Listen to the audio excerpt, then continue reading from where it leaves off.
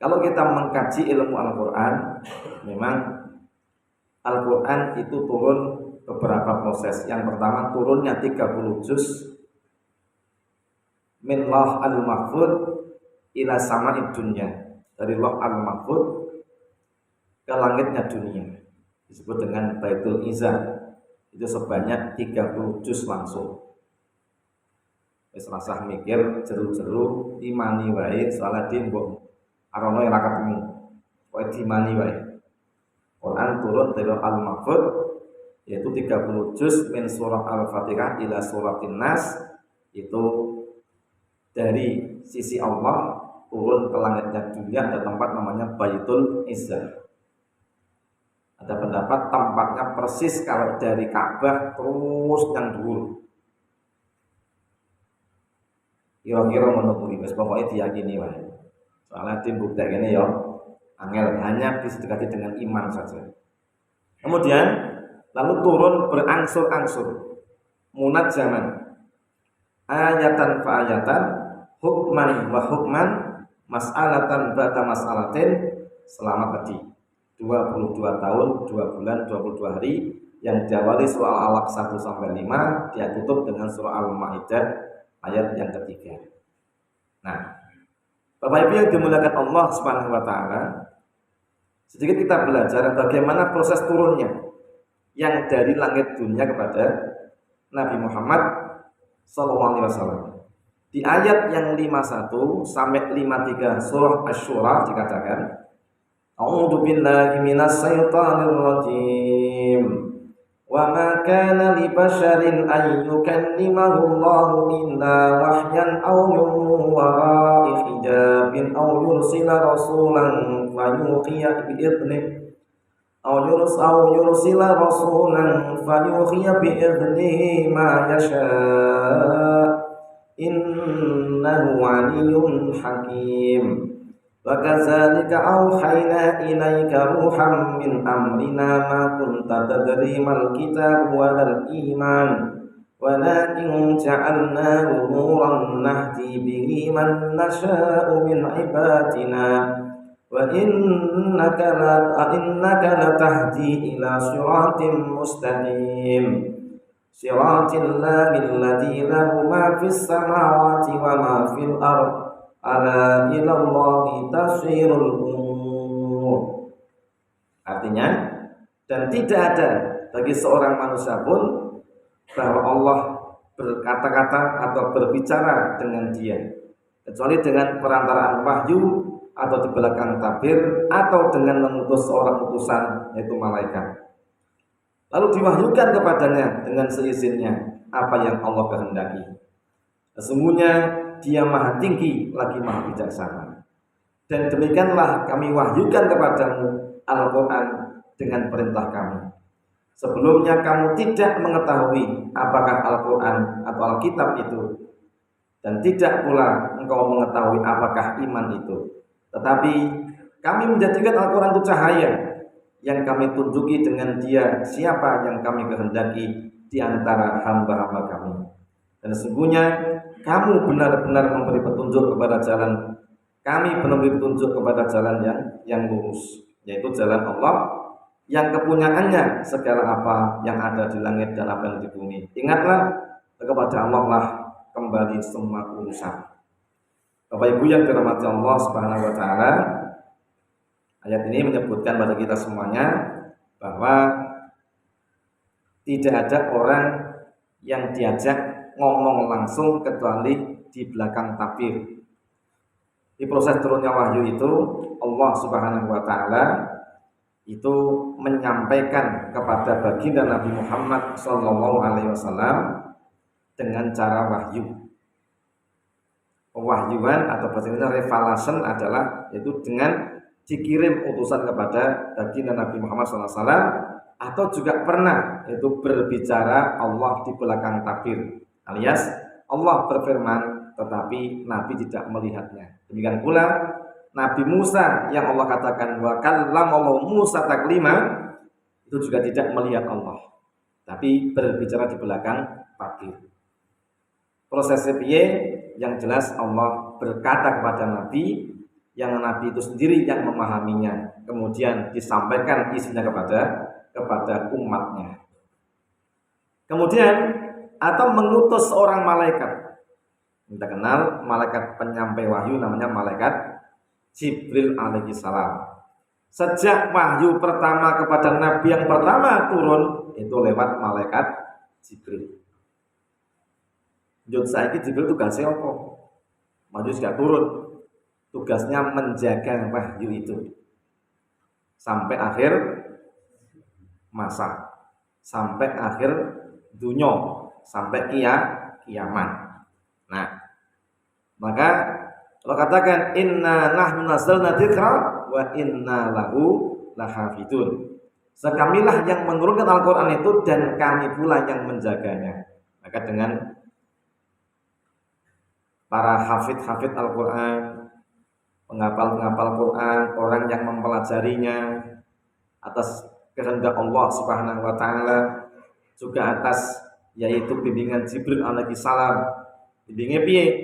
Yang jelas doa-doa yang disampaikan malaikat kepada Allah untuk hamba-hambanya yang suka membaca Al-Quran, yang suka mendalaminya, yang suka mempelajarinya, karena tidaklah berkumpul satu umat dalam satu tempat di situ mempelajari ayat Allah Subhanahu wa taala, melainkan akan turun rahmat.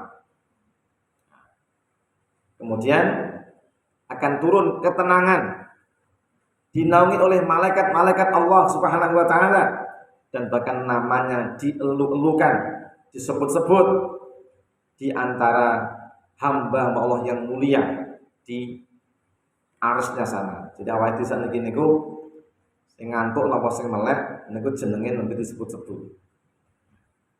Bahwa di Masjid Al-Ikhlas enten pengajian yang bahas Quran sing teko jenenge iki sampai iki tulis kabeh. Senajan to ora mudeng blas oleh dek turu sih dicatet jenenge nang kono. Mana turu wae. Nah, jadi turu wae. Sik enak jenenge nang kono. Tapi nek jenenge tok mung turu kurang berkah. Nah, jadi aumi warai hijab atau di belakang tabir tadi itu. Allah berbicara kepada Nabi Musa itu di belakang tabir.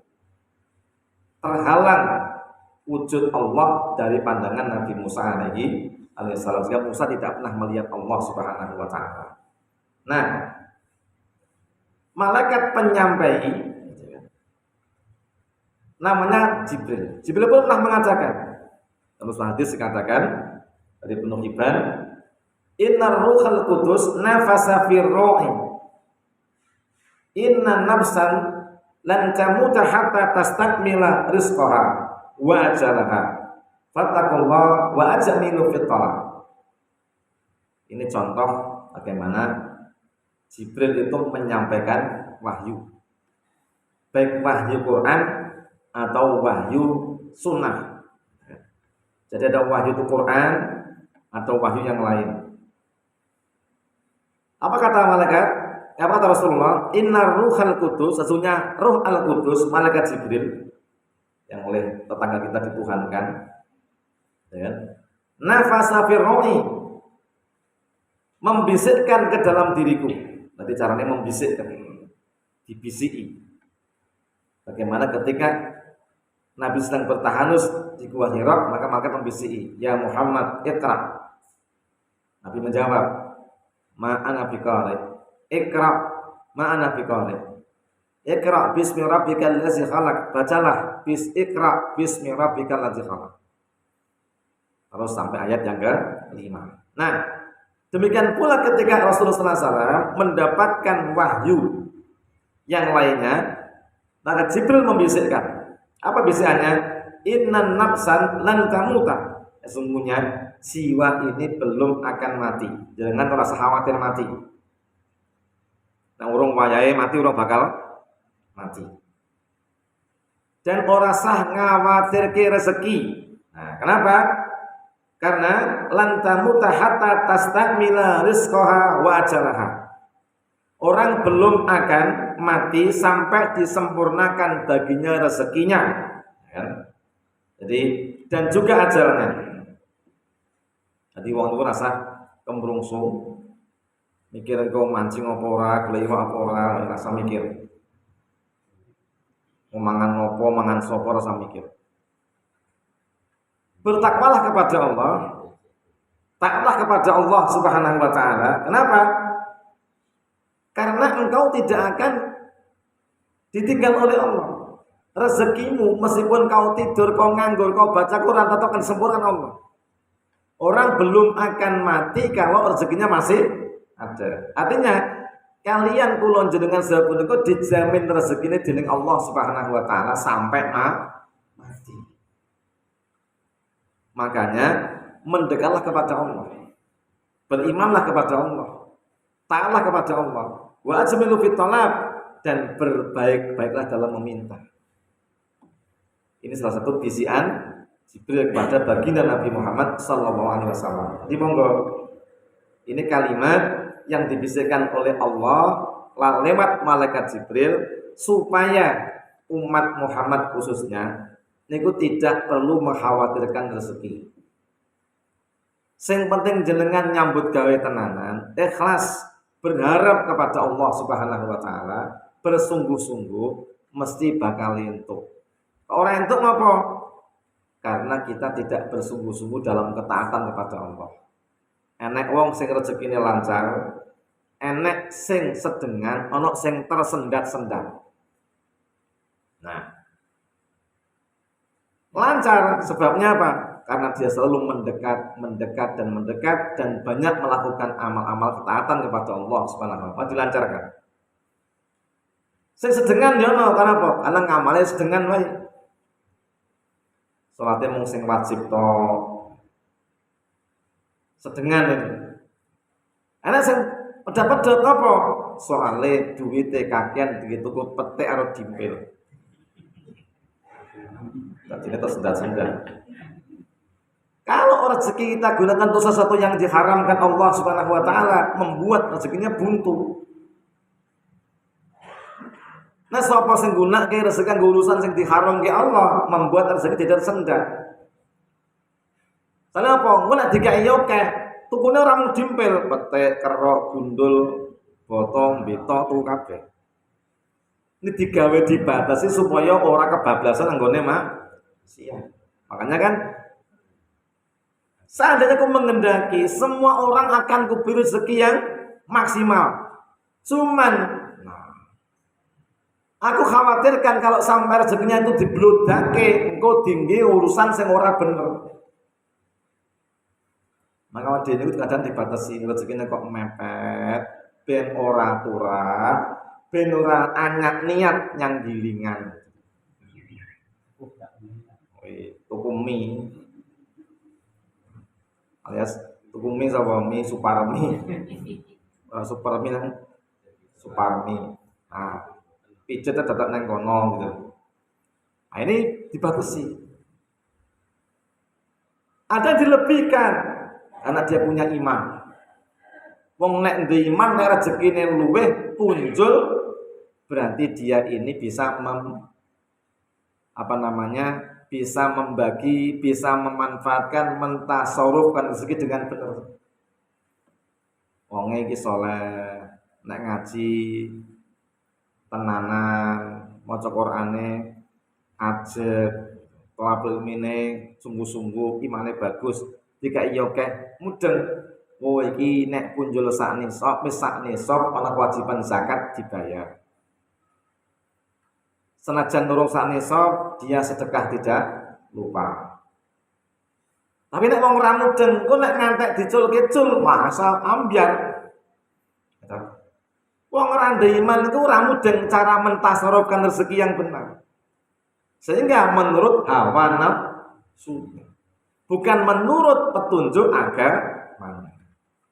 Niki, ya kita punika pilih sing dikira-kira. Pilih sing dibatasi soalnya lemune sithik engko ndak kebacut apa pilih akeh. Tapi lokah sinau agama tenanan, ibadah iman tenanan, Allah ngersake jenengan pun paring lebih sehingga jenengan iso manfaatkan dan menjadi pahala buat panjenengan sedaya. Itu salah satu di antaranya. Nah,